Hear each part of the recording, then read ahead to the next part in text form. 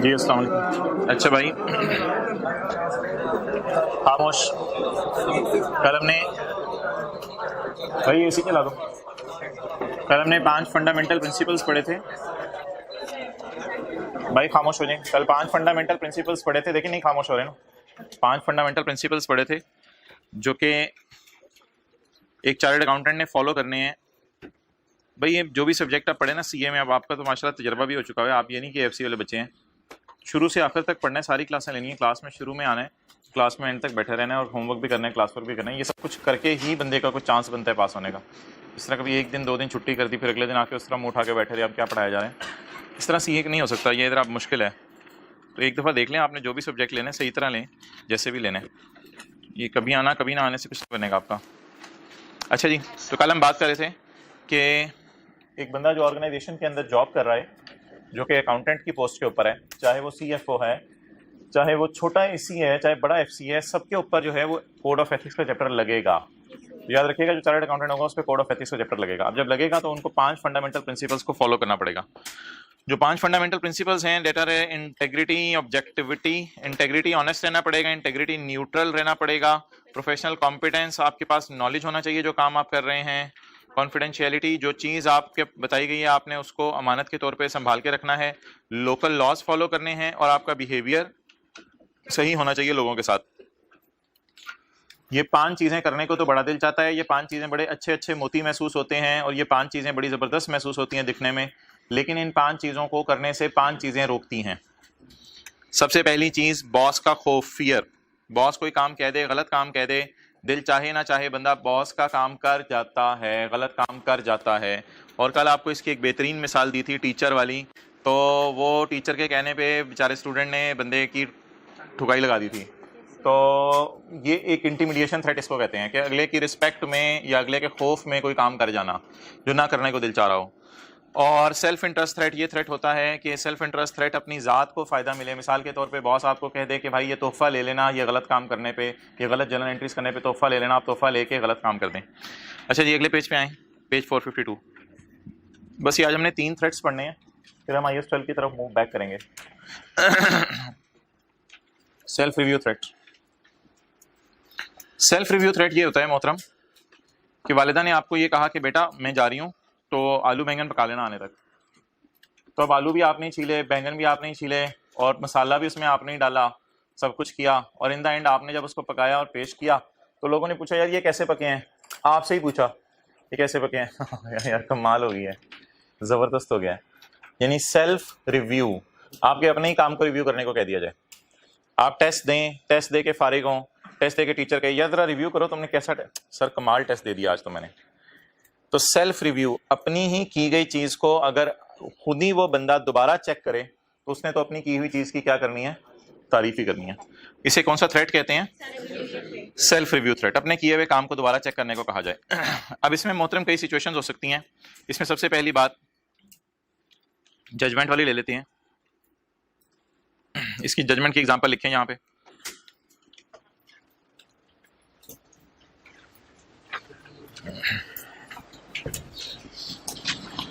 Mister Umar ACA, mister Umar ACA is hiring, जल्दी जल्दी English. Mister Umar ACA is hiring, चलो ठीक है, is hiring, has hired कर दें यार, sorry. Mister Umar ACA has hired a new staff member. Mr. Umar ACA has hired a new staff member.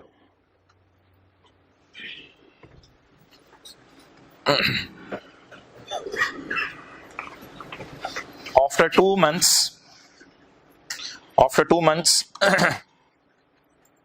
boss of Umar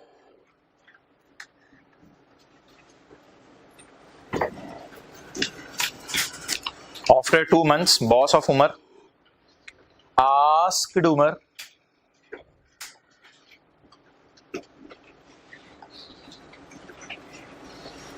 After 2 months, boss of Umar asked Umar how the new employee After 2 months, boss of Umar asked Umar how the new employee is working. How is the new employee is performing? How the new employee is performing? बस यार रुक जाएं, आप पढ़ें जरा। कितने लोग हैं कहानी में? एक्सेलेंट, 3 लोग हैं। एक उमर है सीए, जिसने किसी नए लड़के को नौकरी दी है। उसका बॉस कौन है? जो भी होगा, कोई उसका बॉस है। बॉस ने उमर से कहा कि उमर यार वो जो नया तुमने बंदा रखा है नौकरी पे, बताओ वो 2 महीने बाद पूछा वो कैसा परफॉर्म कर रहा है। अब मुझे बताएं इसको हायर किसने किया था? उमर ने। आप ही किसी को नौकरी दें, मैं एक मिसाल देता हूं। प्रिंसिपल साहब ने कहा सरासिफ को कि सरासिफ आप जो है वो ऑडिट के लिए कोई टीए रख लें। सरासिफ ने कहा टीए चलो मैं खुद रख लेता हूं। चंद दिनों बाद प्रिंसिपल साहब ने पूछा वो कैसा जा रहा है? सर मेरा रखा हुआ बंदा गलत हो सकता है। जाहिर सी बात है, ये सेल्फ रिव्यू, यही तो सेल्फ रिव्यू है। अपना दिया हुआ काम चेक करने को कहा जाए तो दैट इज ए थ्रेट। तो थ्रेट मीन्स के एक डर है आपको कि आप अपनी ही बात को सही कहेंगे, डर तो है। Self review threat occurs. अच्छा नहीं, अब इसमें लिख लें, now Umar is facing self review threat.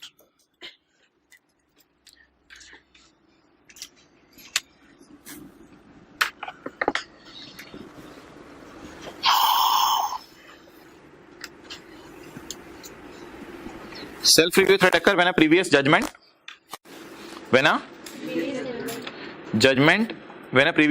is reevaluated by CA, when a previous judgment is responsible for that judgment। बस जिसने जजमेंट ली थी उसी को कहा जाए बताओ तुमने जज सही किया था या गलत किया था। For example, if a member is maintaining the accounting records, मिसाल के तौर पे अगर एक मेंबर अकाउंटिंग रिकॉर्ड्स मेंटेन कर रहे हैं। अच्छा एक और मिसाल है यहां पे, आप लिख लें कासिम, अगली मिसाल एग्जांपल 2, सफे के नीचे भी जगह जहां मर्जी लिखें। Qasim prepared journal entries. Qasim prepared journal entries.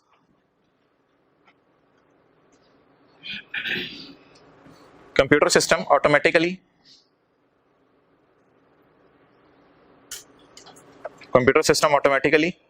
produced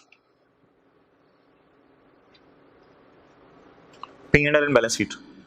Computer system automatically produced P&L and balance sheet. यानी ब्रैकेट में financial statements. Computer system automatically बन जाते हैं P&L बैलेंस शीट, कोई मसला नहीं। आजकल सिस्टम ऐसे हैं जनरल एंट्रीज मांगते हैं, सिस्टम ट्रायल खुद ही बनाता है, कंप्यूटर P&L खुद ही बनाता है, बैलेंस शीट खुद बनाता है। Computer system automatically prepared P&L balance sheet. Boss asked Qasim,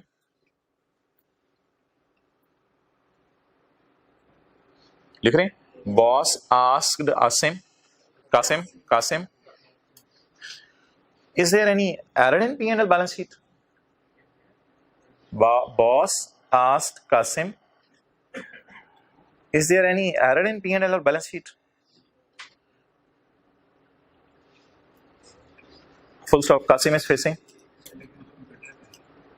computer ने बनाया, उसके बैक एंड पे जो है सब्जी तो इसने काटी है ना, जनरल एंट्रीज तो इसने की है। हाँ, कंप्यूटर की एरर निकाल दे वो अलग बात है, बैक एंड पे जनरल एंट्रीज इसने की है। क्या चीज? थ्रेट क्या मतलब? देखो मेरी सिंपल सी बात है, थ्रेट का मतलब क्या उर्दू में? थ्रेट का मतलब है खौफ। अब आप जब अगले को ये स्टेटमेंट दे रहे होगे कि सही है, तो ये एक खौफ की कैफियत होगी कि यार मैं अपने किए हुए काम की ही तारीफ कर रहा हूं, ये क्या अजीब सी चीज है। तो ये एक खौफ है। ओके क्या चीज? बाद में बात गलत भी हो सकती है। क्या चीज? अपने आप पे कॉन्फिडेंस हो सकता है, लेकिन अपने काम में गलती निकालना बहुत लो चांस है ना। ये जो सेल्फ रिव्यू थ्रेट है, अपने काम को चेक करने का थ्रेट क्या होता है कि अगर आपको अपना ही काम चेक करने को कह दिया जाए तो बहुत ज्यादा चांस है कि आप उसमें गलती नहीं निकालेंगे। जब आप उसमें गलती नहीं निकालेंगे तो इसका मतलब है कि वहां गलत डिसीजन ऑर्गेनाइजेशन को नुकसान भी आपका पहुंचा सकता है। तो for example, if a member is maintaining the accounting records, accounting records क्या है? General entries. For example, if a member is maintaining general entries, he may be unwilling to find fault। ये लफ्ज़ है जो उसने यूज किया, unwilling, आप लोगों के लिए। he may be unwilling, वो unwilling होगा, to find a fault in P&L, derived from those records। क्या चीज? एग्जाम्पल में तो यही, Kasim is facing self review threat लिख लो। Again this would threaten the fundamental principle of neutrality. यहां आप न्यूट्रल नहीं रह पाएंगे। न्यूट्रल बंदा ऐसा सोचेगा नहीं, न्यूट्रल बंदा रहना बहुत मुश्किल होगा। आलू बैंगन में आलू छिलके वाला आ भी जाएगा तो आप उस आलू को अपनी प्लेट में डाल लेंगे चुप करके। ओके ये उसने, हमने जो पहली एग्जांपल लिखी है ना, एग्जांपल 1, उसको दोबारा एक्सप्लेन कर दिया। Circumstances that create self review threat include business decisions और बिजनेस डेटा। बिजनेस डिसीजन वाली मिसाल पहली थी जिसमें बंदे को नौकरी दी थी, और बिजनेस डेटे वाली मिसाल दूसरी थी। बिजनेस डिसीजन वाली मिसाल थी एग्जांपल 1 और बिजनेस डेटे वाली मिसाल थी एग्जांपल 2। बिजनेस डिसीजन और business data is reviewed by the same CA in business who is responsible for making those. यार जरा पढ़ें लफ्ज, reviewed by same CA in business who is responsible for making the decision. जिसने decision लिया उसी ने बाद में रिव्यू किया। अच्छा, एडवोकेसी, अपनी ऑर्गेनाइजेशन को सपोर्ट करना, इसमें कोई हर्ज नहीं है। अपनी ऑर्गेनाइजेशन को सपोर्ट करना, सपोर्ट योर ऑर्गेनाइजेशन,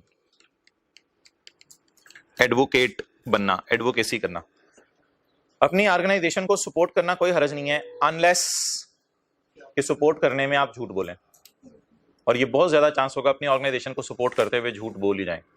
जैसे आपके भाई के खिलाफ कोई केस हो गया तो आप कोर्ट में जाके, बहुत डर है इस बात का, थ्रेट यही तो होता है, बहुत डर है इस बात का लोगों को कि आपने झूठ बोल जाना है और आपने भाई को सेव कर लेना है। तो अपनी ऑर्गेनाइजेशन को सपोर्ट करने की बिल्कुल इजाजत है, आप जरूर सपोर्ट करें, लेकिन अनड्यू सपोर्ट करने की इजाजत नहीं है। A CA in a business may often need to promote the organization position। अक्सर आपको ऑर्गेनाइजेशन की पोजीशन प्रोमोट करनी पड़ती है by providing financial information। मिसाल के तौर पे for raising equity, for raising new capital, आसान English, for raising new capital, नया कैपिटल इकट्ठा करना था, you prepared estimated P&L of next 3 years। Estimated P&L बन सकता है, हाँ एस्टिमेशंस हो सकती हैं, लेकिन 2 साल से ज्यादा नहीं, वो ज्यादा अनसर्टेनिटी आ जाती है। राइज वालों से कहें आप अगले साल का P&L बना दें, वो कुछ ना कुछ बना देंगे। यार AFC में इतने हैं, ये लोग कैफ में जाएंगे, और FSC वाले इतने आएंगे, 2-3 साल का तो एस्टिमेट लग ही सकता है, ज्यादा सालों का जरा मुश्किल हो जाता है। तो कई दफा ऑर्गेनाइजेशन ने पैसा इकट्ठा करना होता है, तो जब ऑर्गेनाइजेशन ने पैसा इकट्ठा करना होता है तो पैसा इकट्ठा करने के लिए ऑर्गेनाइजेशन क्या चाहती है कि मैं कुछ ना कुछ लोगों को दिखाऊंगा तो लोग पैसा लाएंगे ना। तो ऑर्गेनाइजेशन ने लोगों को दिखाया कि हमारे पास ये कुछ है, तो हमारे फ्यूचर में इंशाल्लाह बड़े जबरदस्त प्रॉफिट आने वाले हैं, तुम लोग जाओ घरों से पैसा ले आओ।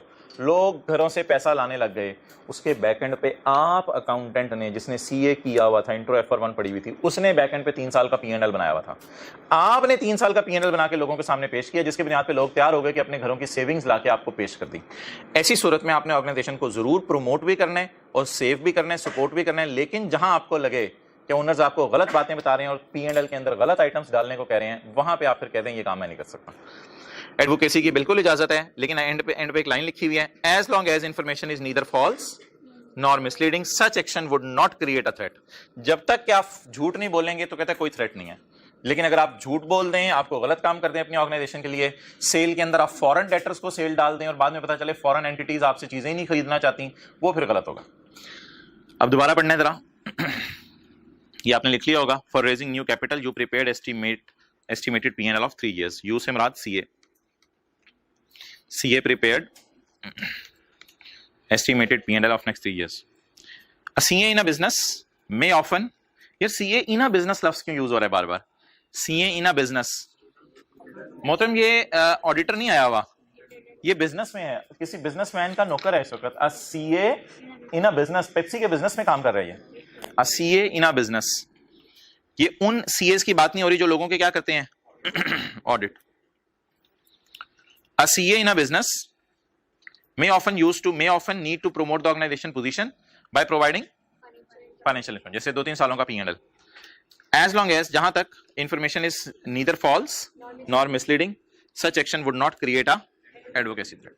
इस इंग्लिश, इस फिक्रे को मैं आसान करके अगर पढ़ूं, as long as information provided is true, such action would not create an, neither false का मतलब ट्रू ही होता है ना, नीदर फॉल्स का मतलब ट्रू ही होता है ना। As long as the information provided is true, such action would not create a threat.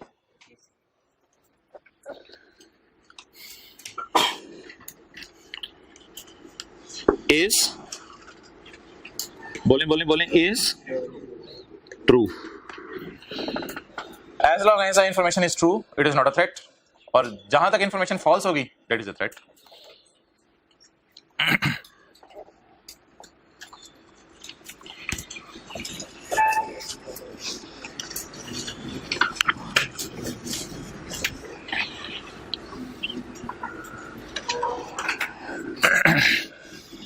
अच्छा जी, फेमिलियरिटी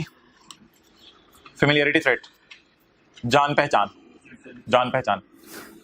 अब आप हजरात मिसाल के तौर पे तो साथ वाला कोई नया लड़का आपके साथ बैठा हुआ कि चल यार वो फलां काम करें, आप कहेंगे छोड़ यार क्या बातें कर रहे हैं, और आपका दोस्त कहते यार वो मेरी थोड़ी सी लड़ाई हो गई है, कसूर मेरा ही था, तो कोई नहीं, जरा आप दूसरे बंदों को थोड़ा रोब शोप डाल के आने, 2-4 लड़के लेके आ जा। तो आप कहेंगे यार तू परेशान ना हो, हालांकि तू गलत है लेकिन कोई नहीं, चलते हैं। तो ये है फेमिलियरिटी, जान पहचान में गलत काम कर जाना। तो ऑर्गेनाइजेशन के अंदर फेमिलियरिटी कैसे होती है, उसकी 3 एग्जांपल्स आपने पढ़नी है। सबसे पहले मैं यहां से पढ़ा हूं, long association with business contacts influencing business decisions.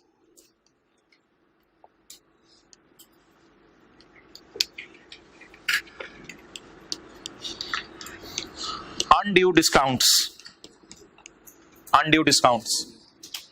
आप किसी ऑर्गेनाइजेशन में काम कर रहे हैं जो कि एयर कंडीशनर बेचते हैं। अब उस ऑर्गेनाइजेशन के अंदर जो है, मिसाल के तौर पे आप पेल में काम कर रहे हैं, तो वह पेल में काम करने की वजह से आप वहां पे एम्प्लॉई हैं और एयर कंडीशनर्स बेचते हैं।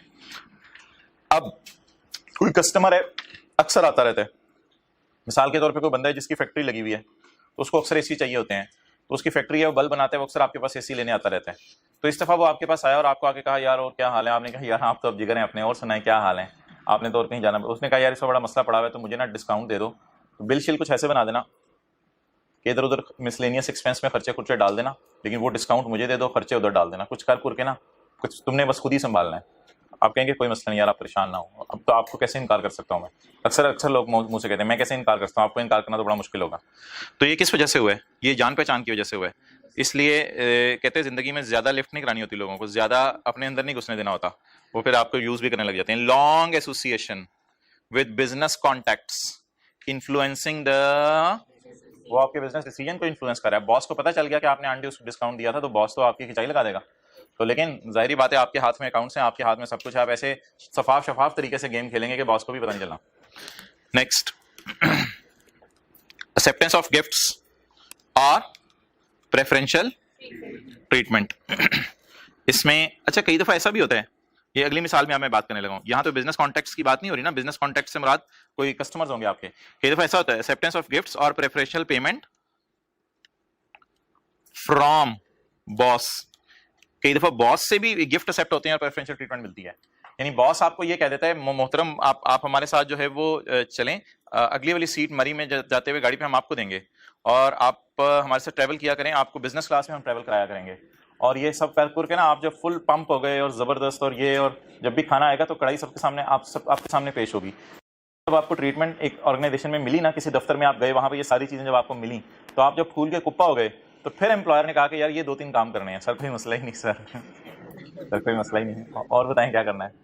तो पहले आपको आसमानों पे उठाया जाएगा, आसमानों पे उठा के जब आसमान पे पहुंच जाएंगे फिर काम करवाए जाएंगे। एक्सेप्टेंस ऑफ गिफ्ट और preferential treatment unless the value is clearly, हाँ छोटा मोटी चीज हो कोई तोहफे में दे दी उसकी खैर है, कहते हैं छोटा मोटा चलता है, unless the value is clearly insignificant. आप बिकेंगे तो नहीं, वैसे छोटे मोटे गिफ्ट्स पे बिका तो नहीं करेंगे, करोड़ रुपए वाले पे, 10 करोड़ रुपए वाले पे, 1 अरब वाले पे नहीं बिकेंगे। Well done. ओके, आखिरी बुलेट। अच्छा एक चीज बड़ी ज्यादा होती है जो जान पहचान की वजह से कर जाते हैं। आपकी ऑर्गेनाइजेशन जिसमें आप नौकरी कर रहे हैं, आपका भाई भी नौकरी कर रहे हैं, आप तो मारे जाएंगे। आप अब बॉस कहेगा आपके भाई को प्रमोट करें या वो जो नया लड़का बिलावल हमने रखा है उससे प्रमोट करें। अब आप कहेंगे कि सर मेरा भाई वैसे अच्छा परफॉर्म कर रहा है, बड़ा जबरदस्त जा रहा है सब, मैंने चेक किया, हालांकि बिलावल सही परफॉर्म करा होगा, लेकिन आप क्या कहेंगे, मेरा किस वजह से, फेमिलियरिटी की वजह से, भाई से फेमिलियरिटी आपकी। तो ये तो थ्रेट ना चाहते हुए हर इंसान के अंदर है ही। Chartered accountant is in a position, आप एक पोजीशन में होंगे टू इन्फ्लुएंस फाइनेंशियल, हो सकता है अपने भाई की तनख्वाह भी आप बढ़वा सकें, और नॉन फाइनेंशियल बेनिफिट क्या मतलब, पोस्टिंग इसकी लाहौर में कर दो, गुजरांवाला में बेचारा तंग आ गया है तो इसकी पोस्टिंग लाहौर में कर दो, कई बेनिफिट्स हो सकते हैं non financial. Chartered accountant is in a position to influence financial और non financial reporting to support an immediate और क्लोज फैमिली मेंबर, इमीडिएट या क्लोज फैमिली मेंबर, उसको आप सपोर्ट कर सकते हैं undue. Familiarity threat occurs when because of close relation, भाई से रिश्तेदारी की वजह से, CA become too sympathetic to interest of other, दूसरे बंदे के इंटरेस्ट में आप too sympathetic हो गए। या ये वाला ध्यान में लिया, बिजनेस कॉन्टैक्ट जिसको आपने अनड्यू डिस्काउंट दिया है, दोबारा पढ़ लें उसके लिए। Familiarity threat occurs when because of close relation, वो जो फलां इलाके का फैक्ट्री वाला बंदा था आपके पास एसी एक्सल लेने आता था। Familiarity threat occurs when because of close relation CA become too Hamdard to the interest of others, दूसरों के इंटरेस्ट के लिए आप बहुत ज्यादा हमदर्द बन जाते हैं। टू हमदर्द का मतलब है बहुत ज्यादा हमदर्द, अनड्यू हमदर्दी आप करने लग जाते हैं उसके साथ। और examples that may create familiarity threat include following, इसमें तीन बातें याद कर लें। नंबर 1, किसको सपोर्ट किया जा रहा है, इमीडिएट और क्लोज फैमिली। दूसरी बात, long association with business contacts. Number 3, acceptance of gifts और प्रेफरेंशियल ट्रीटमेंट। ठीक है, इसको इंशाल्लाह कल रिवाइज करेंगे दोबारा और फिर इसके पास पेपर्स करेंगे। एक दफा आपने इसको पढ़ के आना है, लेकिन ये थ्रेड्स इंशाल्लाह कल दोबारा रिवाइज करेंगे, आपने याद करवाने। निकालें जी पेज 317, क्वेश्चन 2 IAS 12 का। हाँ, सेफगार्ड्स फिलहाल सॉल्यूशन से याद कर लो, वो जो 4-5 दिए हुए थे। पेज नंबर कौन से, 370, 317 IAS 12 पास पेपर क्वेश्चन 2।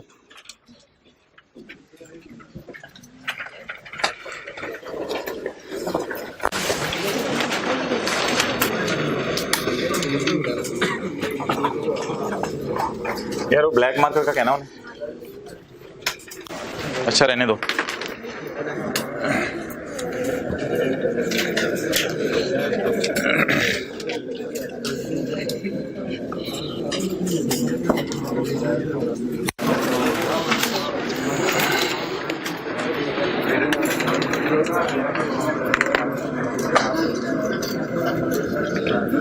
अच्छा यार एक चीज बताएं,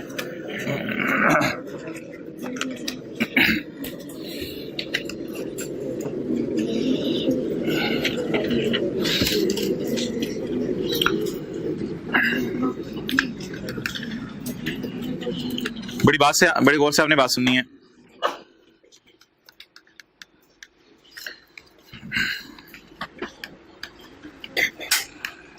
IFRS वाले कहते हैं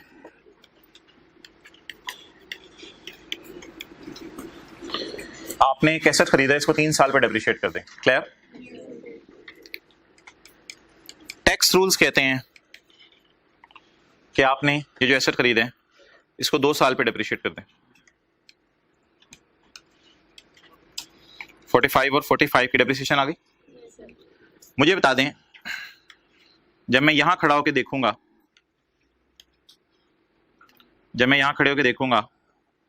तो अकाउंटिंग वाले कितना डेप्रिशिएट कर चुके हैं, यहां खड़े होकर देख रहा हूं, पूरा 90, टैक्स वाले पूरा 90। अच्छा, ये जो इख्तलाफ सा आया था, पहले साल अकाउंटिंग वालों ने कितना डेप्रिशिएट किया था, 30, लेकिन जो टैक्स की किताब थी उसने क्या कहा था, कितना डेप्रिशिएट करो। ये जो इख्तलाफ सा आया था हमारे और टैक्स वालों में, क्या ये एक आर्जी इख्तलाफ था, ये एक परमानेंट इख्तलाफ था? परमानेंट इख्तलाफ तो नहीं था। परमानेंट इख्तलाफ क्या हो सकता है, परमानेंट इख्तलाफ क्या हो सकता है वो भी मैं आपको थोड़ा एक्सप्लेन करूंगा, लेकिन ये परमानेंट नेचर का कोई इख्तलाफ नहीं है।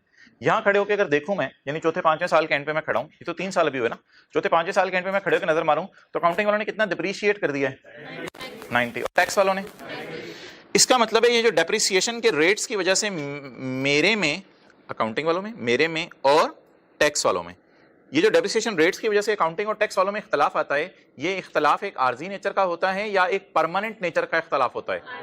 आर्जी नेचर का इख्तलाफ होता है। Okay, next.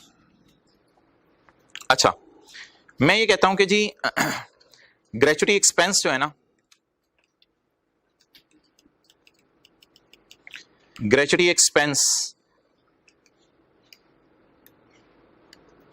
का मैंने अंदाजा लगाया है कि अगले साल ना एम्प्लॉइज छोड़ के चले जाएंगे तो मुझे 20 रुपए का खर्चा होगा, तो अगले साल एम्प्लॉइज छोड़ के चले जाएंगे, मुझे 20 रुपए देने पड़ेंगे। तो मैं खड़ा हूं मिसाल के तौर पे 2010 के साल में, मैं खड़ा हूं 2010 के साल में, तो 2010 के साल में मैंने 22 रुपए का खर्चा रिकॉर्ड किया। अच्छा, ये तो है IFRS। टैक्स वाले क्या कहते हैं? टैक्स वाले कहते हैं कि ग्रेचुटी में अंदाजा देखो कि एम्प्लॉई ने जाना है या एक्चुअली जब जाए तब खर्चा रिकॉर्ड करो। अब जब 2010 का साल होगा तो 2010 के साल में टैक्स वाले 22 रुपए को खर्चा नहीं मानेंगे, वो कहेंगे हम इसको खर्चा नहीं मानते। क्यों नहीं खर्चा मानते? क्योंकि अभी वो गया ही नहीं, जब रिटायर होगा 22 रुपए दोगे तो खर्चे में डाल देना। बिल फर्ज अगला साल आया 2011 का, वो बंदा रिटायर हो गया और रिटायर होके हमने उसको अगले साल 2011 में पैसे पे कर दिए, तो पे करने की वजह से बताएं ये 22 रुपए का खर्चा टैक्स वालों की नजर में भी रिकॉर्ड हो जाएगा। अब अगर मैं यहां खड़ा होकर देखूं तो मुझे बता दें 2010 में काउंटिंग वालों ने कितना खर्चे में डाला? 22। 2010 में टैक्स वालों ने कितना खर्चे में डाला? क्यों नहीं खर्चे में डाला? क्योंकि वो अभी अंदाजा था कि जाएगा, गया नहीं था, और अगले साल चला गया तो 22 रुपए खर्चे में डाल दिया। आप बता दें अकाउंटिंग वालों ने भी 22 खर्चे में डाला, टैक्स वालों ने भी 22 खर्चे में डाला। अकाउंटिंग वालों ने कब खर्चे में डाला? जब उसने सर्विस दी या जब गया? जब सर्विस दी। टैक्स वालों ने कब खर्चे में डाला? जब वो गया। तो ये जो हमारे और टैक्स वालों के अंदर एक इख्तलाफ आया है, हम क्या कह रहे हैं, खर्चा कब बनाओ? जब जब जब जब जब वो अकर हो जाए और जब वो सर्विस दे। वो क्या कह रहे हैं, खर्चा कब बनाओ?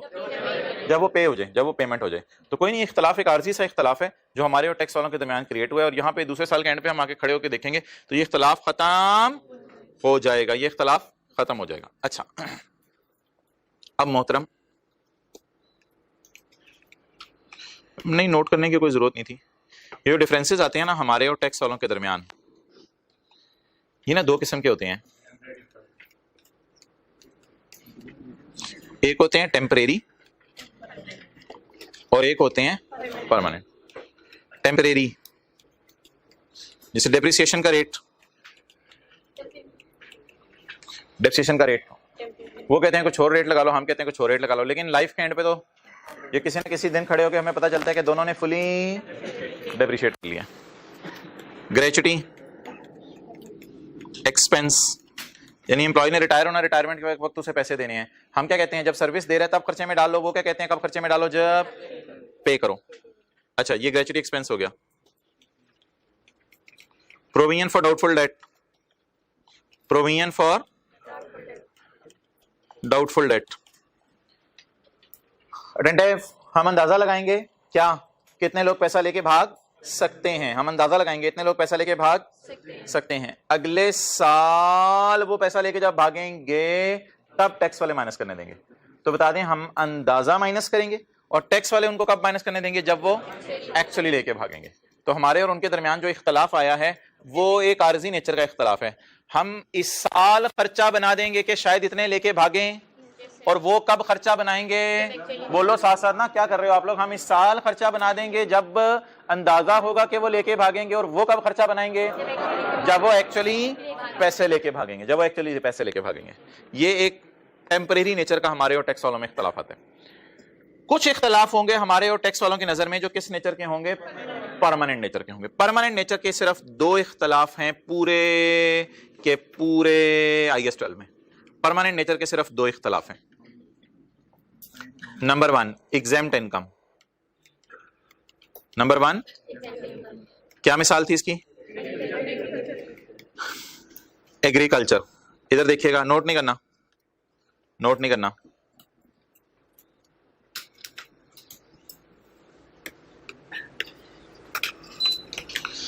दो 2010 में मैंने 50 मिलियन एग्रीकल्चरल इनकम कमाई और अकाउंटिंग रूल्स के मुताबिक इनकम में डाल दी। 2010 में मैंने 50 मिलियन एग्रीकल्चर, इधर ऊपर देखे हैं मैं तो, 2010 में मैंने 50 मिलियन एग्रीकल्चर इनकम कमाई और आईएफआरएस रूल्स के मुताबिक इनकम में डाल दी।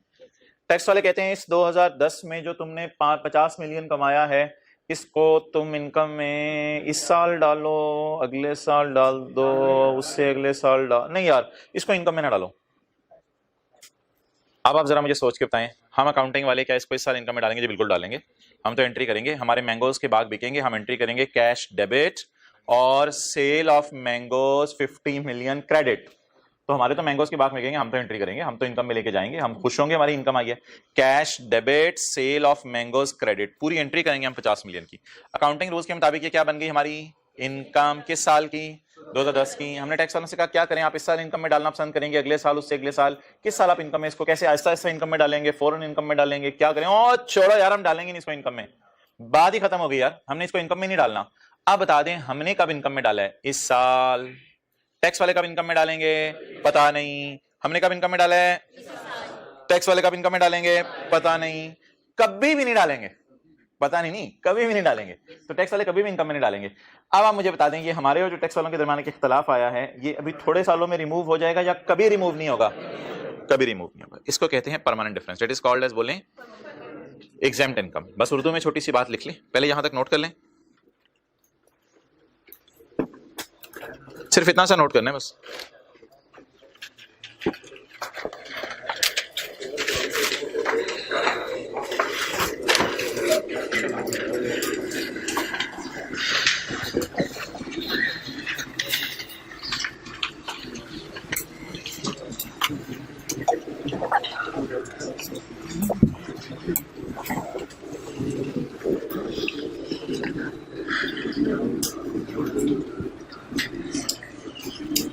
ओके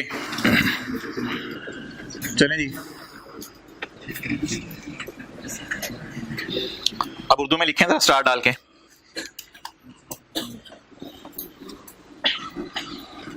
आईएफआरएस के मुताबिक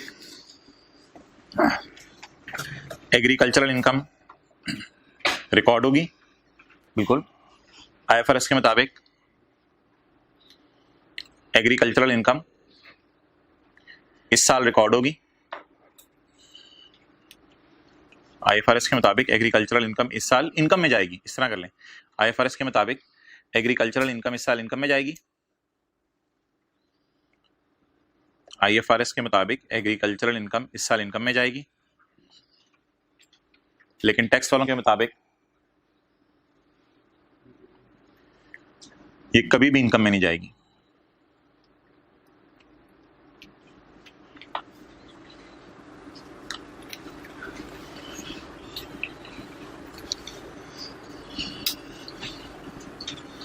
ओके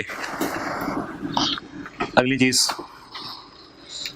मोहतरम जी बताइएगा जरा गौर से कि ये तो बात होगी इनकम की। अब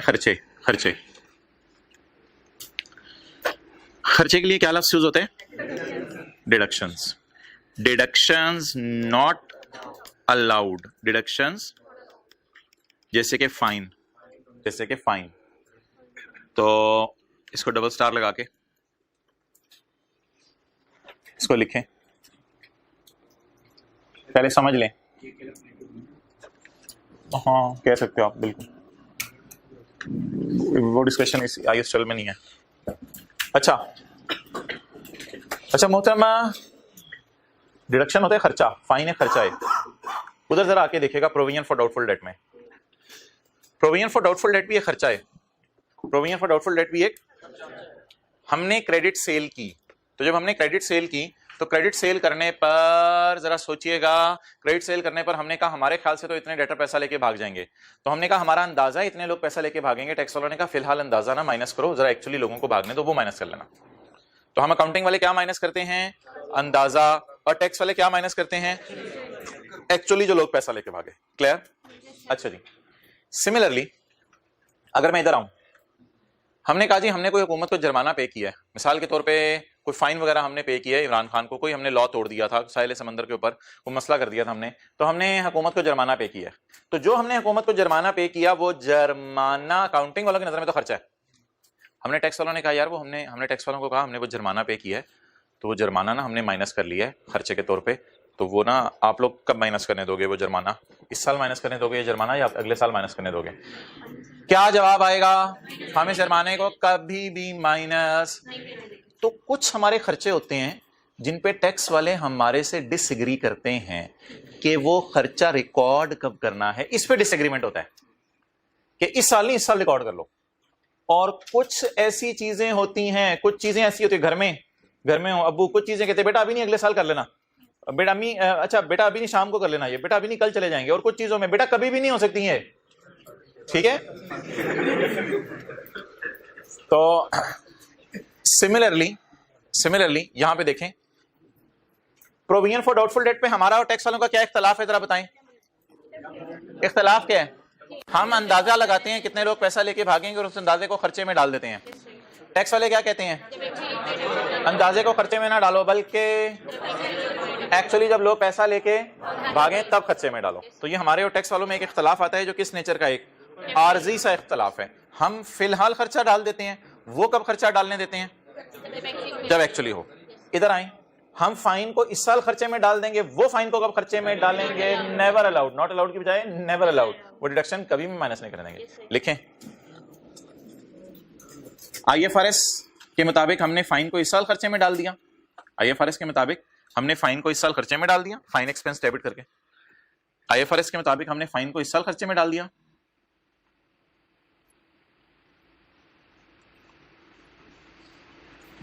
टैक्स रूल्स वालों ने कहा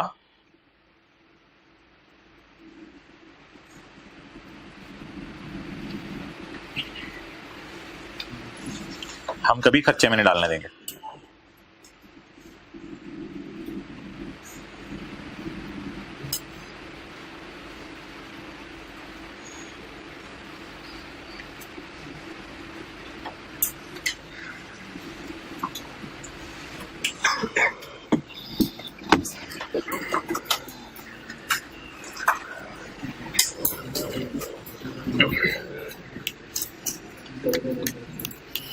अच्छा यार, ये ग्रेचुटी एक्सपेंस की तरह एक और एक्सपेंस होता है, लिख लें वारंटी एक्सपेंस, मोबाइल की वारंटीज वगैरह, वारंटी एक्सपेंस। ग्रेचुटी एक्सपेंस की तरह एक और एक्सपेंस होता है warranty expense.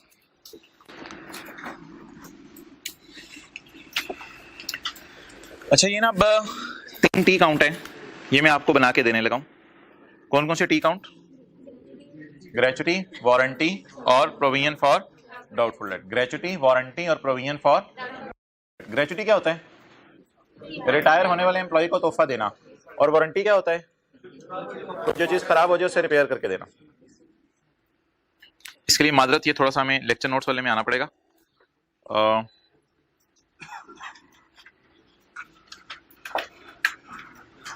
Page 743, page 743।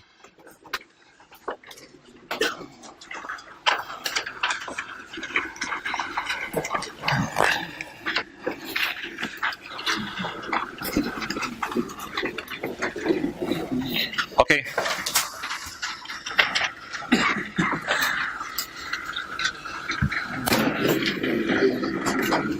Gratuity expense page 743, इधर ऊपर देखें बस। मेरा ख्याल है कि मुझे 50 रुपए देने पड़ेंगे उन लोगों को जो रिटायर होंगे। मैं खर्चा बुक करने की क्या एंट्री करूंगा, जरा सोच के बताएं। Gratuity expense debit, gratuity payable. Attentive है सारे भाई आखिर तक?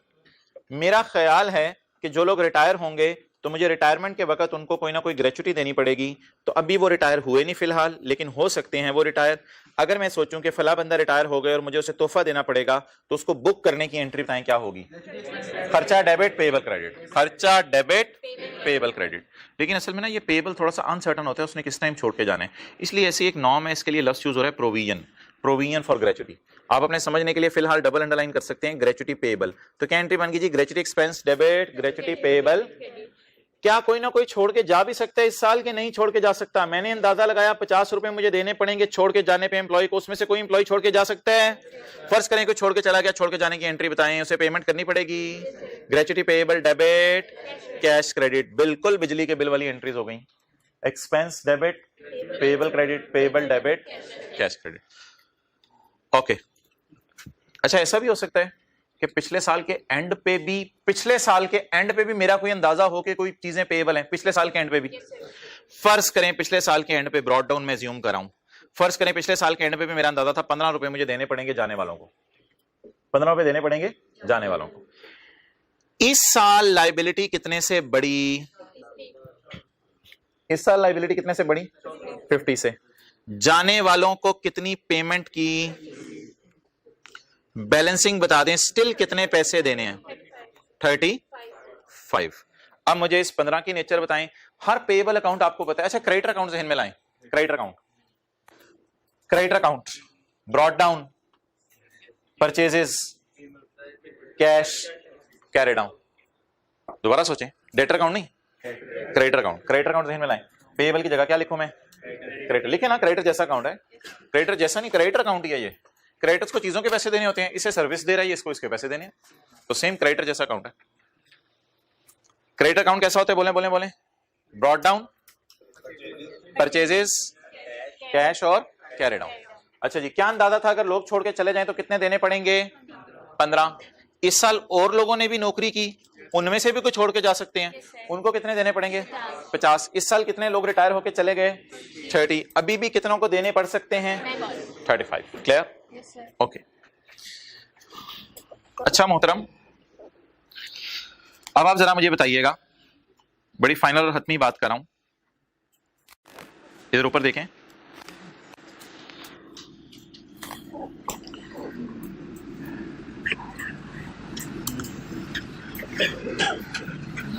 अकाउंटिंग वाले ये खर्चे में डालेंगे, बिल्कुल, ये देख लें, एक्सपेंस डेबिट। अकाउंटिंग वाले ये खर्चे में डालेंगे, टैक्स वाले कहेंगे नहीं नहीं नहीं नहीं नहीं नहीं। तो बता दें एज पर आईएफआरएस क्या खर्चा होगा? आईएफआरएस रूल्स के मुताबिक ये खर्चा होगा, और एज पर टैक्स रूल्स ये खर्चा होगा। अकाउंटिंग वाले अंदाजा लगाते हैं, टैक्स वाले सिर्फ किनको खर्चे में डालने देते हैं? और मुझे ये बता दें, बाकी 35 रुपए फिर टैक्स वाले कब माइनस करने देंगे? जब कभी पे होंगे, जब कभी ये रिटायर होंगे, पे होंगे, तो बाकी भी माइनस कर देंगे, कोई मसले वाली बात नहीं। क्लियर? ओके। आगे वारंटी तो सेम है। मेरी दुकान है मोबाइलों की, बताया नहीं था मैंने आपको, मेरी दुकान है मोबाइलों की, तो मेरा अंदाजा है, छोटे छोटे मोबाइल बेचता हूं, मेरा अंदाजा है कि 100 रुपए के लोग रिपेयर कराने आ जाएंगे। मेरा अंदाजा है कि 100 रुपए के लोग मोबाइल रिपेयर कराने आ जाएंगे। मैं लायबिलिटी बुक करूं या पे करूं? मेरा अंदाजा है कि लोग मोबाइल सही कराने आ जाएंगे। मैं लायबिलिटी बुक करूं या पे करूं? बुक करूं। लायबिलिटी बुक करने की एंट्री क्या होती है? खर्चा डेबिट कैश क्रेडिट या खर्चा डेबिट पेएबल क्रेडिट? खर्चा डेबिट। भाई धूप नहीं है या माथे से हाथ हटाओ। अच्छा मुझे बताएं, मेरा अंदाजा है कि लोग मोबाइल सही कराने आएंगे, मैं खर्चा बुक करूं, खर्चा पे करूं? खर्चा बुक करूं। खर्चा डेबिट पेएबल क्रेडिट। क्लियर? और बिल फर्ज उसमें से सही कराने आ गए, पेएबल डेबिट कैश क्रेडिट। अच्छा ऐसा भी तो हो सकता है पिछले साल के शुरू में भी अंदाजा हो कुछ लोगों ने आने 30 ये थे, ये पुराने कोई लोगों ने आने की उम्मीद थी। देखें ना यार, इधर देखें ब्रो, ये भी क्रेडिटर की तरह का अकाउंट है, 100% सेम अकाउंट है। पिछले साल के शुरू में क्या अंदाजा था कितने लोग सही कराने आएंगे? 30। इस साल और कितने लोगों के आने का चांस है? आए कितने, फिर कभी कितने आ जाएंगे? 70। अकाउंटिंग वालों का अंदाजा बताएं कितना है? 100। ये आईएफआरएस रूल्स के मुताबिक खर्चे में जाएगा, और टैक्स वालों के रूल्स के मुताबिक कितना खर्चे में जाएगा? जो एक्चुअली पे हो गया। Under tax laws warranty expenses allowed on payment basis. Clear? अब मुझे जरा अकाउंट बनवा दें, प्रोविजन फॉर वारंटी और प्रोविजन फॉर ग्रेच्युटी का एक दफा रिवाइज हो जाए।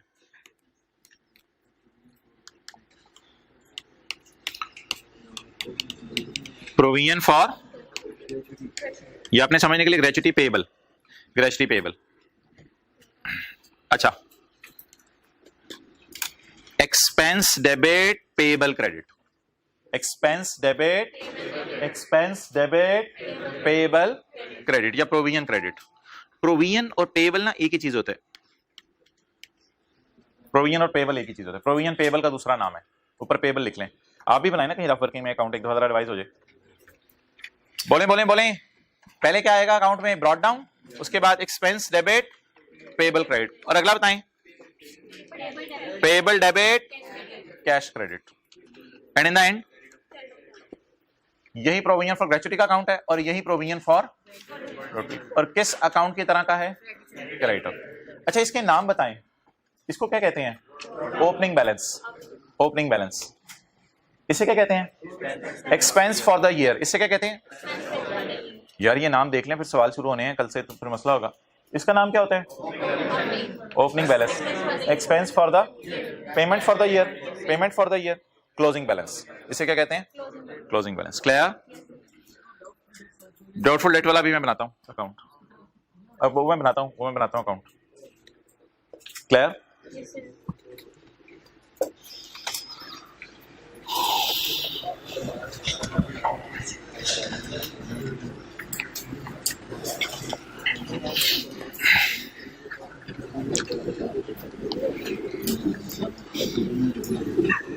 अच्छा जी, डेटर अकाउंट मैं आपके 1-2 मिनट दोबारा लूंगा, और कुछ हज़रात आए भी नहीं हुए थे, मैं जरा रिवीजन भी चाहता हूँ डेटर और प्रोविजन फॉर डाउटफुल डेट की। अब जरा अटेंटिव हो जाना है। डेटर और प्रोविजन फॉर डाउटफुल डेट बना तो उधर ही हुआ है, लेकिन मैं जरा फ्रेश तरीके से एक दफा दोबारा बना रहा हूँ। मोहतरम बड़ा अटेंटिव रह के बात सुननी है। ये 2010 का साल है, और फिर मैं आज वाला सवाल शुरू करने लगा हूं। मैंने कारोबार शुरू किया डेटर डेबिट सेल क्रेडिट। इधर देखते रहे बस। फर्ज करें 70 रुपए की सेल की मैंने, डेटर डेबिट सेल क्रेडिट। अब जब साल का एंड आया तो कोई डेटर मुझे पैसे नहीं देके गया। कैरी डाउन क्या आ गया? 70। मैंने करीब के दुकानदारों से पूछा कि इस इलाके में लोग जो है पैसे लेके भागते हैं। उन्होंने कहा हाँ, तकरीबन 10% लोग पैसे लेके भाग जाते हैं, लेकिन अभी मुझे पता नहीं कौन पैसा लेके भागेगा। इसलिए मैं एक अकाउंट खोलूंगा जिसका नाम होगा provision for doubtful date account. इसका ब्रॉड डाउन तो 0 है, क्योंकि ब्रॉड डाउन इधर भी 0 है डेटर अकाउंट का। तो मैं पकड़ूंगा कैरी डाउन, और कैरी डाउन पकड़ के 70 पे लगाऊंगा 10%, ये आ जाएगा 7। अब 7 को मैं बैलेंस करूंगा इस अकाउंट के अंदर। इस अकाउंट के अंदर जब बैलेंसिंग डालूंगा, थोड़ा अटेंटिवली 1-2 मिनट दें। 7 मेरा खर्चा बनेगा। इस 7 को जो मैं यहां नाम लिखूंगा वो लिखूंगा बैड डेट एक्सपेंस। इसको मैं P&L में ले लूंगा। कितना जी? 7। तो जब मैं इस साल का P&L बनाऊंगा, यार अटेंटिव रहिएगा, 2010, 2011, जब मैं इस साल का P&L बनाऊंगा तो इस साल के P&L में मैं शो करूंगा बैड डेट एक्सपेंस कितना? 7।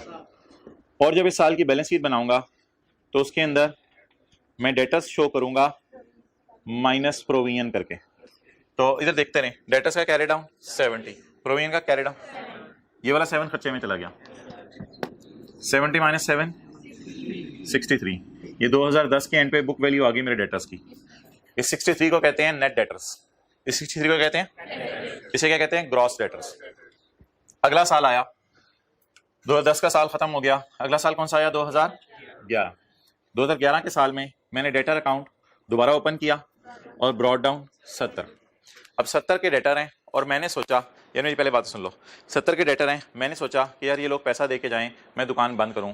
मैंने सेल करनी खत्म कर दी। मैंने कहा आज के बाद मैं चीज़ें सेल नहीं कर रहा, मैं दुकान बंद कर रहा हूं, मैं बस इस इंतजार में बैठा हूं ये लोग कब आएं और पैसे दे के जाएं। तो डेटर अकाउंट का ब्रॉड डाउन मैंने खोला, प्रोविजन अकाउंट का ब्रॉड डाउन मैंने खोला, और अगला साल मेरा शुरू हो गया प्रोविजन फॉर डाउटफुल डेट। अच्छा, अब जब अगला साल मेरा शुरू हुआ तो अगले साल जो है वो मैं सेल तो करनी बंद कर दी। मैंने स्टॉक दुकान पे कोई रखा ही नहीं हुआ, सामान रखा ही नहीं हुआ बेचने के लिए। मैं इंतजार करता रहा, लोग पैसे लेके आए, पैसे लेके आए। पैसे लेके सिर्फ कितने रुपए आए? फर्ज करें 60 रुपए लेके लोग आए। फर्ज करें लोग 60 रुपए लेके आए। अब जब लोग 60 रुपए लेके आए तो मैं सर पकड़ के बैठ गया। मैंने कहा यार ये तो 10 रुपए लोग लेके भाग गए हैं। अब मैंने सोचा बस यार और इंतजार नहीं करना अब लोगों का, मैं इंतजार करना पसंद नहीं करूंगा। मैंने बंदों के नाम पता है अब मुझे, अब मैं प्रोविजन नहीं, अब मैं बैड रिटर्न ऑफ इनको बोलूंगा। अब बंदों के नाम पता है मुझे, बंदों फला फला फला फला बंदे मिस्टर ABC 10 रुपए लेके भाग गए हैं। ये लोग अब 10 रुपए लेके मेरे भाग गए हैं। ओके, ये जो रिटर्न ऑफ है इस 10 रुपए को आप इस साल के P&L में, यार एक सेकंड के लिए भी टेंशन लूज नहीं करनी थी, इस 10 रुपए को जो एक्चुअली लोग पैसा लेके भागे हैं आप इस साल के P&L में नहीं लेके जा सकते हैं 2011 के। द रीजन इज के ये जो पुराना अंदाजा लगाया था 7, उन्हीं में से लेके भागे हैं। हाँ थोड़े ज्यादा भागे हैं, लेकिन वो जो अंदाजा लगाया था उन्हीं में से लोग लेके भागे हैं पैसे। तो you can not take it to expense for the year, it has nothing to do with P&L, बल्कि इसको मैच करें 7 से ताकि पता चले और कितने लेके भागे हैं। इसको मैच करना है 7 से। अब अकाउंटिंग एंट्री से ज्यादा बात ये समझ नहीं आती, इस लफ्ज से ज्यादा बात समझ आती है। इस 10 को यूज करें उस 7 के बदले, इस 10 को P&L में ना लेके जाएं, इस 10 को इस अकाउंट में ले जाएं, ये इसकी डबल एंट्री पूरी होगी।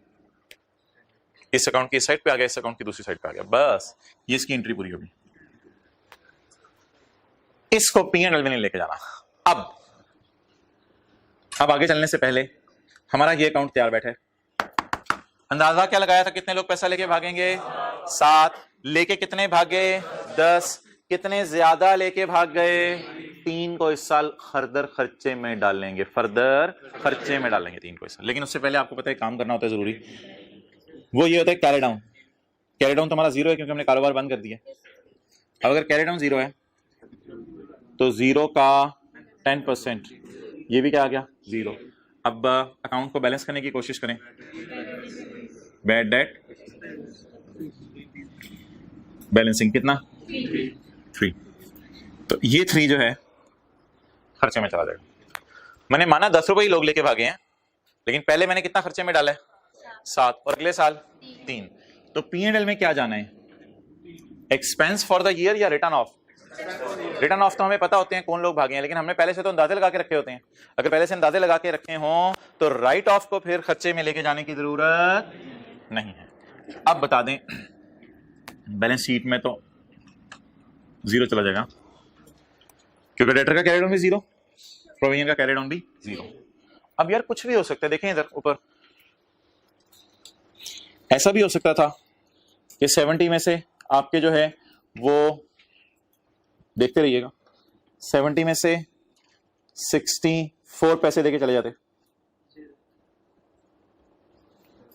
कितने बैड रिटर्न ऑफ होते? 6। देखते रहे, 6। अदर इनकम नाम रखते हैं, जो मर्जी नाम रखते हैं इसका। अदर इनकम 1 रुपया, provision for doubtful date debit, other income credit. तो फिर हम इधर बैड डेट एक्सपेंस ना लिखते, फिर हम यहां लिखते 0 और यहां अदर इनकम 1 रुपया। 1 रुपए की खुशी आ गई। पिछले साल 7 रुपए का कम था और इस साल 1 रुपए की खुशी आ गई, तो कोई मसला नहीं, इसको अदर इनकम में डाल दें। अक्सर किताबों में इसका नाम रखा होता है reversal of provision for doubtful debt, यानी प्रोविजन फॉर डाउटफुल डेट हमने क्या कर दी? उल्टा दी। तो this can be scenario as well, but हमारे सवाल में क्या हुआ था? 60 दे गए थे, तो कितने लेके भागे थे? क्या अंदाजा लगाया था कितने लेके भागेंगे? कितने लेके भागे? 10। अब बता दें खर्चे में कितने डालूं? Bad debt expense, return of नहीं। और ये फिगर कहां जाएगी?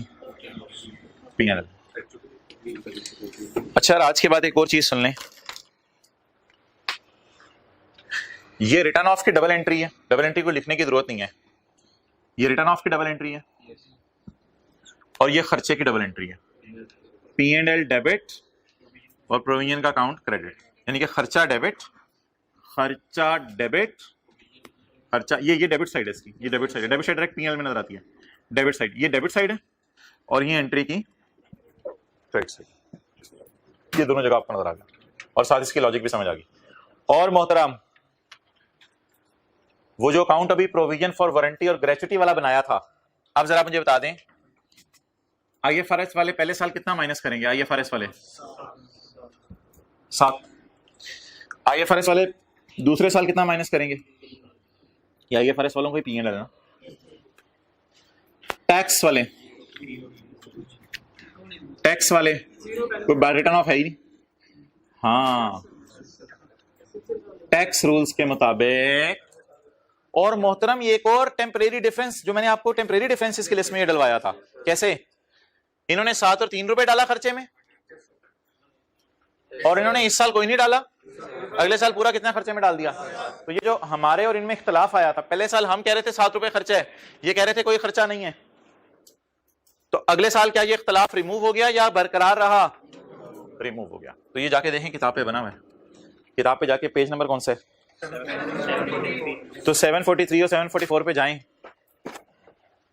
743 पेज पे जाके इस 7 के साथ लिखें as per IFRS।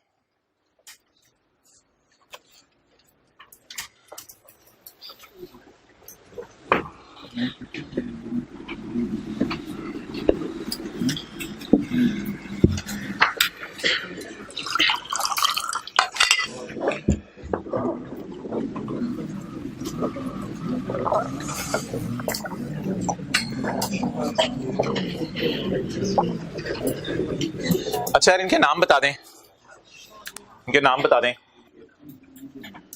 Opening balance,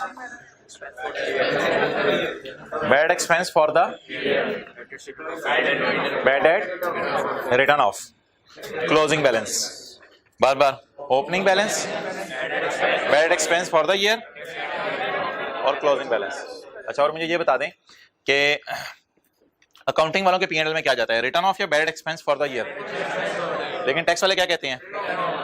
अब वही काम किया करेंगे जो अकाउंटिंग और टैक्स सेक्शन के साथ करते थे। अकाउंटिंग वालों के डेप्सिएशन उल्टा देते थे और टैक्स वालों के डेप्सिएशन रिकॉर्ड करते थे। ओके,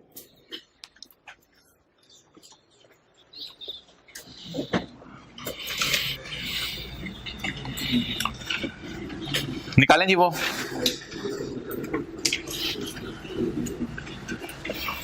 एक और चीज आप यहां लिख लें, पेज खुला हुआ है आपका 743, ये देखें इधर, अकाउंटिंग वालों की नजर में कितना खर्चा है? 50। इसे टैक्स वाले मानेंगे तो ये करंट टैक्स की वर्किंग में हो जाएगा, ऐड हो जाएगा, क्योंकि ये किसके वाला खर्चा है? अकाउंटिंग डेप्रिसिएशन जैसा खर्चा है, अकाउंटिंग वालों का खर्चा है। अकाउंटिंग वालों का खर्चा उल्टाएंगे और टैक्स वालों का खर्चा करंट टैक्स की वर्किंग में जाके क्या करेंगे? लेस करेंगे। ये 50 रुपए ऐड करेंगे करंट टैक्स की वर्किंग में और ये 30 रुपए लेस करेंगे। क्लियर? तो ये भी सवालों में आएगा हमारे सामने इंशाल्लाह। अच्छा जी, डिफरेंसेस कितने किस्म के हैं हमारे और टैक्स वालों में? या परमानेंट या डेप्रिसिएशन का rate, provision for doubtful date, gratuity expense हम अभी माइनस कर लेते हैं, वो पेमेंट पे माइनस करने देंगे, ये सारे टेम्परेरी से फर्क है। हम प्रोविजन फॉर डाउटफुल डेट का अंदाजा माइनस करेंगे, वो एक्चुअली भागने पे माइनस करेंगे, ये सारे टेम्परेरी डिफरेंस है। लेकिन अगर किसी चीज को वो कह दें इनकम है ही नहीं कभी भी, या किसी खर्चे के बारे में वो कहते हैं ये खर्चा है ही नहीं, तो वो भी क्या डिफरेंस होगा? Permanent. Past paper question 2, the following information relates to apricot. नया सफा निकालें रजिस्टर का 317, वह व्हाइट बोर्ड मिटा दो। For the financial year ended 31 December 2011, profit before tax है 2 सालों का 60 मिलियन और 45 मिलियन। 2 सालों का सवाल इकट्ठा चलाना है हमने।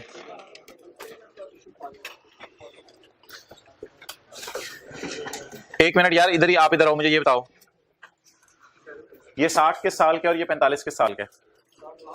60 साल का है। हाँ, 60 2011 का है और 45 2010 का है। चलिए स्टार्ट करें। यार पहला सफा आपने छोड़ देना है, पहले सफे पे ना उसने नोट मांगा हुआ है, ये कल मैं रिक्वायरमेंट पढ़ाऊंगा सवाल की, नोट मांगा हुआ है, तो पहला सफा छोड़ दें, वर्किंग 1 शुरू करें दूसरे सफे से। वैसे तो नोट आपका 8-10 लाइनों पे आना है, आधा सफा भी छोड़ सकते हैं आप, लेकिन पहला सफा छोड़ के दूसरे सफे से वर्किंग शुरू करते हैं। वर्किंग 1, करंट टैक्स कैलकुलेट करना है हमने। बताएं जी प्रॉफिट कितना आ रहा है? प्रॉफिट बिफोर टैक्स भी से कहते हैं, अकाउंटिंग वालों का प्रॉफिट भी कहते हैं। 2011 और 2010। 2010 का बोलें, 2011 का 60।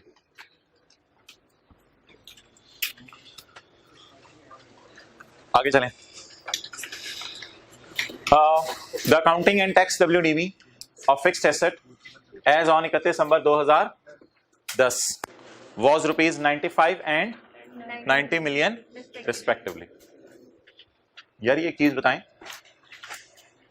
हम किस साल खड़े हैं? 31/12 ना यार अभी नोट ना करो, मेरी बात सुनो। हम किस साल खड़े हैं? 31/12/11 पे। अकाउंटिंग और टैक्स वालों की WDV हमारे साल के एंड की दी है या पिछले साल के एंड की दी है? पिछले साल के एंड। हमारे साल के एंड की दी है, पिछले साल के एंड की दी है। पिछले साल के एंड, पिछले साल। तो जो फिगर अभी अवेलेबल है वो नोट कर लेते हैं। ये किसकी वाली WDV है? और ये 90 टैक्स वालों की।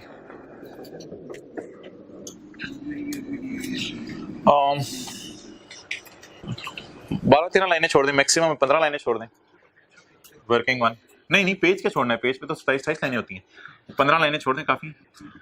अच्छा जी, वर्किंग टू।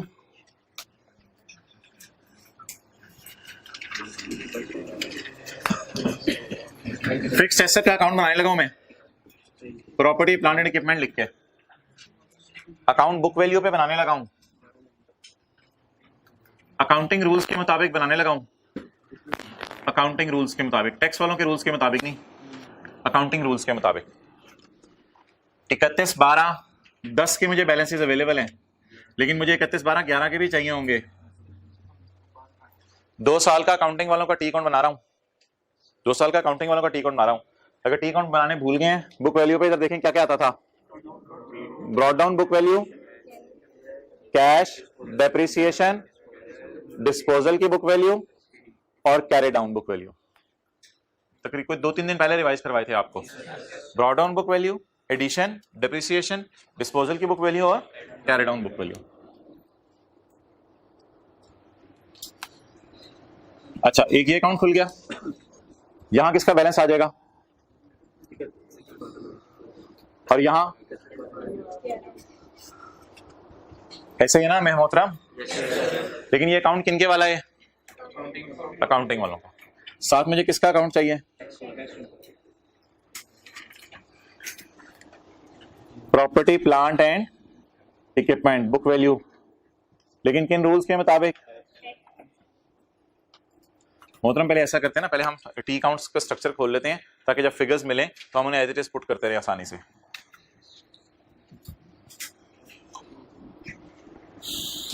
जी 31/12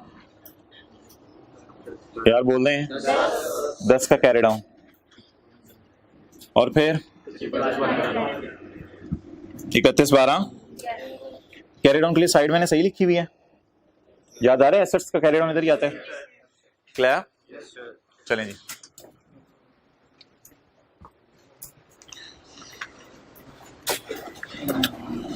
ये किस साल का अकाउंट है? 2000।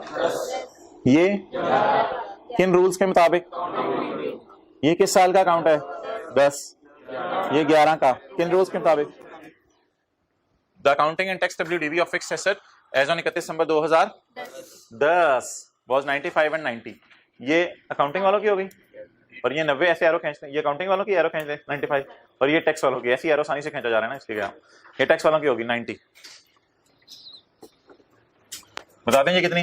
95 और 90। सही जगह लिख दी, गलत जगह? सही जगह लिख दी। और किस तारीख की है ये? 31/12/10। भाई इंट्रो F1 जैसी बातें हो रही है, अटेंटिव रहना यार। एक और काम कर लें, ब्रॉड डाउन नाले से आगे जाने से पहले ना आसानी हो जाए। ब्रॉड डाउन बना ले यार, देखी जाएगी, बना ले और बना ले तू। वापस आ जाए। 2 जनवरी 11 ब्रॉड डाउन। मेरा अकाउंट पेपर में पता नहीं पूरा नहीं हो रहा था। शहजादे तूने कैरी डाउन को ब्रॉड डाउन बना था, फिर चल देखना क्या जबरदस्त हो कोई यार। कैरी डाउन को ब्रॉड डाउन बना लिया। Accounting depreciation for the year, ये फॉर द ईयर 10 है और फिर 2010 की 9 है, इसका क्या मतलब है? फॉर द ईयर तो 11 का है ना हमारा साल, तो अकाउंटिंग डेप्रिसिएशन फॉर 2011 इज 10। आगे छोड़ें, बस यहां तक पढ़ें। Accounting depreciation for 2011 is 10। Accounting depreciation, tax नहीं। अकाउंटिंग डेप्रिसिएशन फॉर 2010 नहीं, फॉर 2011 कितनी? 10 रुपए। अब पढ़ें आगे। Accounting depreciation for the 2011 is 10, तो फिर 2010 की डेप्रिसिएशन कितनी थी? 9।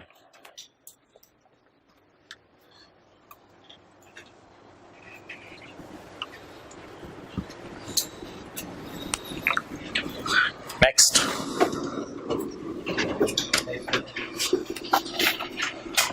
वेयर एज जबकि टैक्स वाला discussion for the year is 8, for the year से क्या हमारा, और 2010 की कितनी 7। बताएं जी इस साल की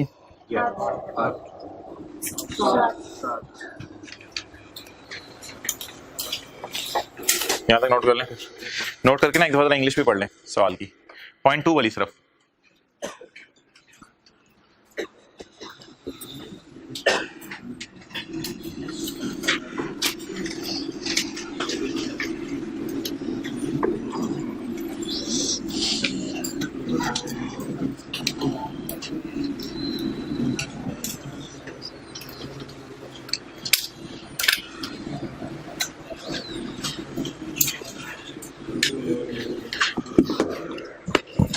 ओके वापस आ जाए।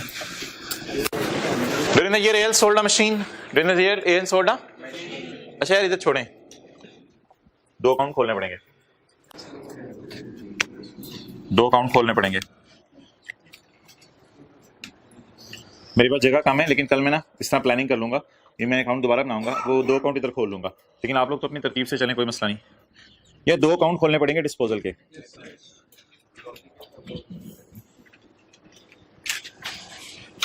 एक डिस्पोजल का अकाउंट खोलना पड़ेगा अकाउंटिंग रूल्स के मुताबिक, और एक डिस्पोजल का अकाउंट, हमें 2 लाइनें चाहिए बस अकाउंट में, फिगर्स 3 आती हैं लेकिन 2 लाइनें काफी होंगी। लंबा लंबा अकाउंट खोला होता है पूरे सफे पे, आपने पता नहीं इसमें क्या क्या लिखना होता है जी। डिस्पोजल अकाउंट किन रूल्स के मुताबिक,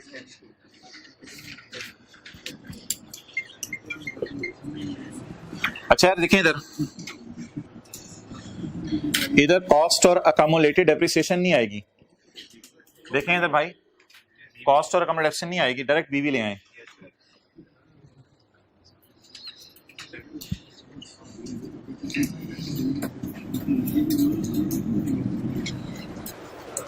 इधर बुक वैल्यू आ गई, इधर कैश आएगा, बैलेंसिंग गेन या लॉस।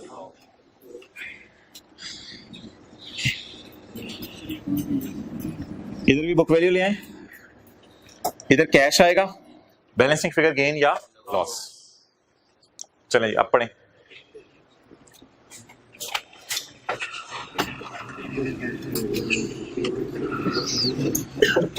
यह पता है इसका क्या मतलब है, इसका मतलब ये है ड्यूरिंग 2011, क्योंकि द ईयर तो 11 ही है ना, during 2011 L sold a machine for 3 million, L sold a machine for,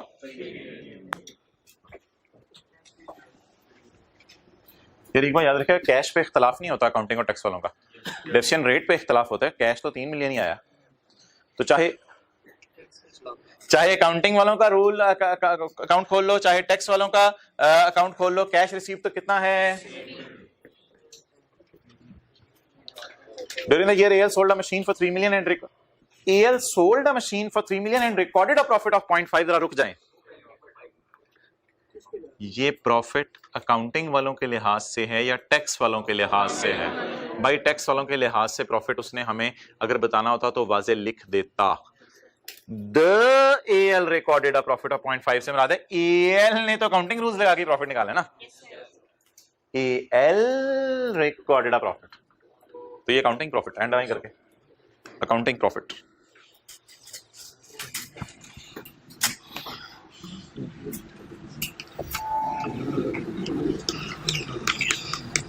accounting gain, बल्कि ये अकाउंटिंग वालों का गेन है। The L recorded a profit of 0.5 million. अच्छा बता दें ये गेन किस साइड पे आता है?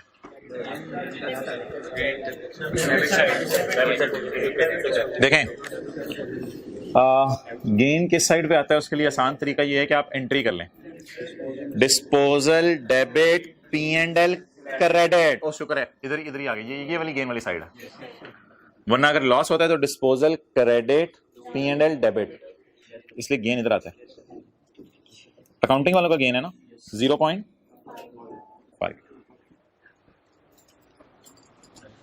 ओ हो, एक साहब कह रहे हैं कि यहाँ बैलेंसिंग फिगर निकालते जाएं तो फिर यहाँ भी बार बार बैलेंसिंग निकलवानी थी। पहले सवाल का डाटा पुट करने दें, सवाल का डाटा पुट करने दें, फिर बैलेंसिंग में निकालेंगे। कौन सा भाग रहे हैं? अभी हम सिर्फ क्या पुट कर रहे हैं सवाल का? The tax WDV of machine as on 31 December 2010 was, ये क्या चीज आगे बीच में? The tax WDV of machine, किस मशीन की? सारी मशीनों की या बिकी हुई मशीन की? ऑफ द मशीन, यानी जिसकी बात हो रही है अभी। Tax WDV of the machine was and there were no other addition disposal, इसके अलावा सवाल में कोई एडिशन डिस्पोजल नहीं है। अच्छा, tax WDV of the machine was 2 million. बता दें जी मशीन की WDV कितनी है? 2 मिलियन। अब आप ये ना कहिएगा ये पिछले साल के एंड की है, कोई फर्क नहीं पड़ता, इस साल नहीं डेप्रिशिएट करनी होगी टैक्स वालों ने। वैसे भी टैक्स वालों के डेप्रिसिएशन के रेट दिए ही नहीं हुए कि हमको डेप्रिसिएशन कैलकुलेट कर सकें, तो जो पिछले साल के एंड की WDV गिवन है वही एज्यूम करनी पड़ेगी इधर ही। तो बता दें टैक्स वालों के मुताबिक WDV कितनी है? यार इसकी डबल एंट्री होगी, ये जो बुक वैल्यू है यहाँ भी आ रही है तो यहाँ से भी तो जानी है ना, तो प्रॉपर्टी प्लांट एंड इक्विपमेंट में ये डिस्पोजल भी तो रिकॉर्ड होनी है ना। कितनी जी? क्योंकि एसेट अकाउंट से निकल के यहाँ आती है ना, आपको शायद याद आ रहा हो, एसेट क्रेडिट फिर डिस्पोजल अकाउंट डेबिट। ये एक वाहिद थी जो डबल एंट्री करनी पड़ी हमें, बाकी सिंगल सिंगल चल रही थी। अब यहां तक जरा फिगर्स देख लें सारी। अच्छा, ये काम कहाँ किया हुआ है? फिक्स्ड एसेट्स की फिगर लिख के फिर बैलेंसिंग चीजें निकालना कैश फ्लो में। सिंगल एंट्री में फिक्स एसेट की मेरा नहीं खाली इतनी एडजस्टमेंट्स होती थी, सिंगल एंट्री में डेटर क्रेडिटर अकाउंट वगैरह सा होता था, ज्यादा कैश एंड बैंक होता था। मेरे ख्याल से जो कैश फ्लो के सवाल थे उसमें फिक्स एसेट के अकाउंट बनते थे इस तरह के, और फिक्स एसेट की एडिशन की फिगर बैलेंसिंग निकलती थी, और पता नहीं कभी डेप्रिसिएशन भी बैलेंसिंग निकलती थी। तो फिक्स एसेट का टी अकाउंट बना के मिसिंग फिगर्स निकालना कैश फ्लो में सीखा हुआ है। तो ये जरा देख लें आप दोबारा, अकाउंटिंग वालों की और टैक्स वालों की WDV बताएं जी। 95 और इसी को क्या बना लिया? आगे बढ़े। अकाउंटिंग वालों की डेप्रिसिएशन 10 और 9, और टैक्स वालों की 8 और 7।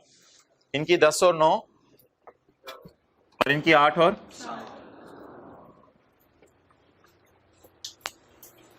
नेक्स्ट। इस साल मशीन बेची कितने में?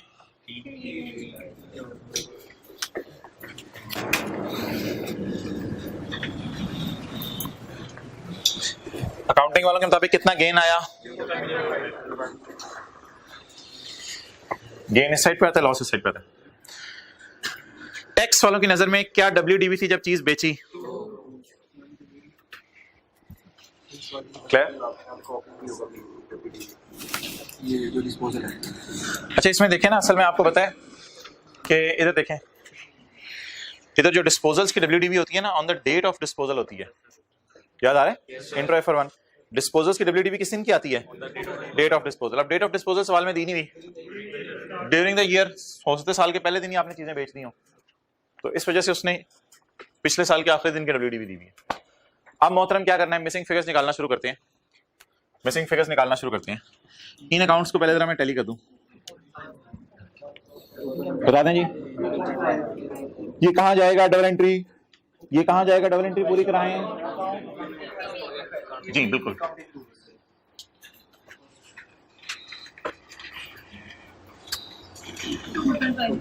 वर्किंग नंबर 4 से बैलेंसिंग आया।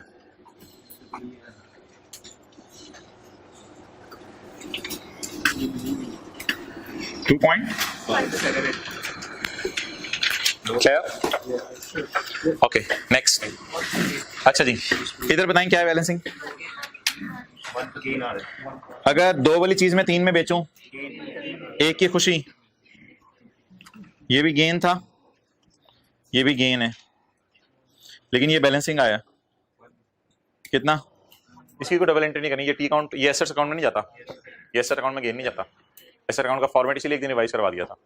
अच्छा जी, आगे चलें, इधर चलें। There are no other additions, सवाल कहते हैं there are no other additions, लिखा हुआ है,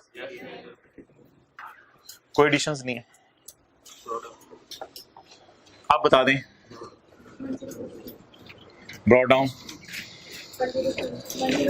क्या ब्रॉड डाउन होगा? 95 + 9 बैलेंसिंग 100, इसका ब्रॉड डाउन 90 + 7 97। ब्रॉड डाउन का क्या मतलब है? यकम जनवरी 10 कितना, और यकम जनवरी 10 ब्रॉड डाउन बैलेंसिंग जी कितना 104। अच्छा इधर आए, बताएं जी यहाँ कोई एडिशन, यहाँ कोई एडिशन, डेप्रिसिएशन आ गई दोनों, बिके हुए एसेट्स की WDVs आ गई। अब क्या आ जाएगा balancing, carry down, carry down निकालेंगे 82 पॉइंट। मेरे ख्याल से अभी तक IAS 12 का कोई कॉन्सेप्ट हमने यूज नहीं किया, बस ऐसे ही फिक्स्ड एसेट अकाउंट से पागल आसान सी एडजस्टमेंट देके खिलवाई जा रहे हैं।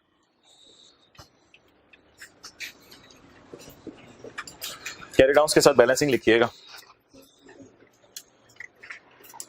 उधर।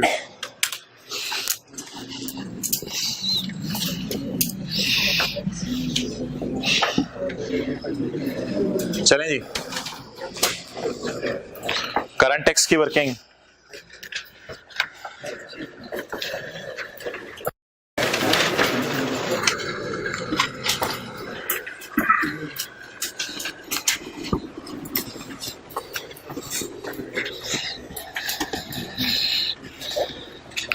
यार एक तो ना ये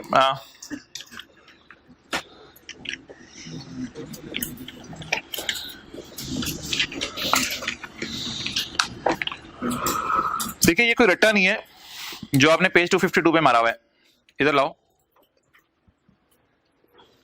कि अकाउंटिंग डेप्शन ऐड करके उसके मुकाबले में टैक्स डेप्शन माइनस करने दें। ये कोई रट्टा नहीं है, लॉजिकल सी बात है, लेकिन इसको जरा रिवाइज कर लें। ये करंट टैक्स वर्किंग में क्या क्या होता है, अकाउंटिंग वाला डेप्शन उल्टा के टैक्स वाला डेप्शन माइनस करते हैं।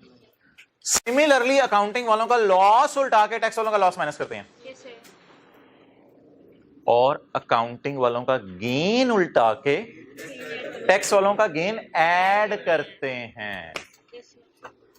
अब इसको बार बार रिवाइज करें। अकाउंटिंग डेप्रिसिएशन उल्टा के टैक्स डेप्रिसिएशन माइनस करते हैं, अकाउंटिंग लॉस ऐड करके टैक्स लॉस माइनस करेंगे, अकाउंटिंग गेन लेस करके टैक्स गेन ऐड करेंगे। अच्छा यार एक बात और सुने, आज ये जरूरी नहीं है कि अकाउंटिंग वालों का लॉस आया तो टैक्स वालों का भी लॉस ही आए, उल्टा भी हो सकता है, उससे कोई फर्क नहीं पड़ता, डेप्रिसिएशन के रेट्स पे डिपेंड करता है सारा। तो ये जरूरी नहीं है अकाउंटिंग वालों का लॉस आया तो टैक्स वालों का भी। अच्छा जी, बहरहाल अभी मुझे बताएं अकाउंटिंग वालों की डेप्रिसिएशन कितनी है दोनों सालों की? 9 और सही जगह लिख रहा हूं, अलग जगह लिख रहा हूं, देख के बता दें। ये पहले साल की डेप्रिसिएशन है 9, इसे उल्टा दिया। ये दूसरे साल की डेप्रिसिएशन है 10, इसे इसके बिल मुकाबिल अकाउंटिंग डेप्रिसिएशन उल्टाने के बाद इसके बिल मुकाबिल क्या माइनस होना चाहिए?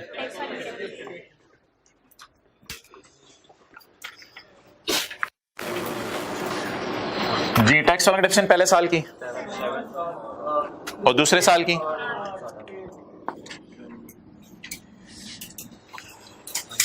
क्लियर? अब आपने फोकस करना है, अकाउंटिंग वालों का गेन है, टैक्स वालों का भी गेन है लकीली, तो अकाउंटिंग वालों का गेन क्या करना है? अकाउंटिंग वालों का गेन सोचें ऐड हुआ होगा ना, ऐड हुआ होगा, वो शुरू वाली क्लास अगर ली थी एक दिन एक सवाल कराया था पूरा। अकाउंटिंग वालों का गेन ऐड हुआ होगा, इसे क्या करना है? लेस करेंगे, और ऐड क्या करेंगे? टैक्स वालों का गेन।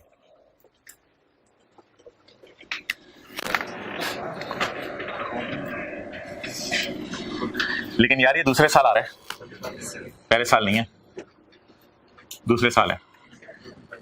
अकाउंटिंग वालों का गेन उल्टा दिया, कौन सी वाली फिगर, और एक और किनके वाला गेन करना है?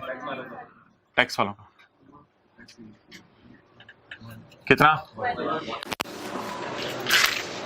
अकाउंटिंग वालों का गेन उल्टा के टैक्स वालों का गेन रिकॉर्ड कर दिया।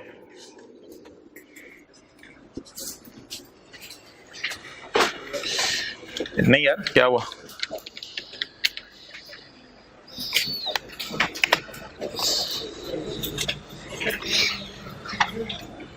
पॉइंट 4 पढ़ें बस, खत्म फिर। Point 4 AL earned capital gain income of 6 million. हमारे साल या पिछले साल? पिछले साल 0 कमाई है, हमारे साल 6 मिलियन कमाई है। AL earned capital gain income 6 million. This income is exempt from tax. ये इनकम एग्जेम्प्ट है टैक्स से। तो अभी परमानेंट और टेम्परेरी की बहस में ना जाए, वो तो मैंने किसी वजह से छेड़ी थी आज, उसको भी छोड़ें कि परमानेंट है टेम्परेरी है ये मुझे ना बताएं। फिलहाल याद आ रहा हो परसों तरसों वाली क्लास जिसमें हमने एग्रीकल्चर इनकम की बात की थी, तो अकाउंटिंग वालों ने प्रॉफिट में कितना गेन डाला हुआ है। टैक्स वाले क्या कहते हैं, अभी टैक्स मांगेंगे, कभी टैक्स नहीं मांगेंगे। तो हमने तो इनकम में डाला हुआ है, रेड शर्ट मुराकबे से बाहर आए, हमने तो इनकम में डाला हुआ है, तो क्या कर दें, एग्जेम्प्ट इनकम माइनस कर दें। भाई अटेंटिव नहीं थे, कल इंशाल्लाह करेंगे। ओवर। होमवर्क बस आपका यही, आपने एथिक्स याद करने हैं। ओवर।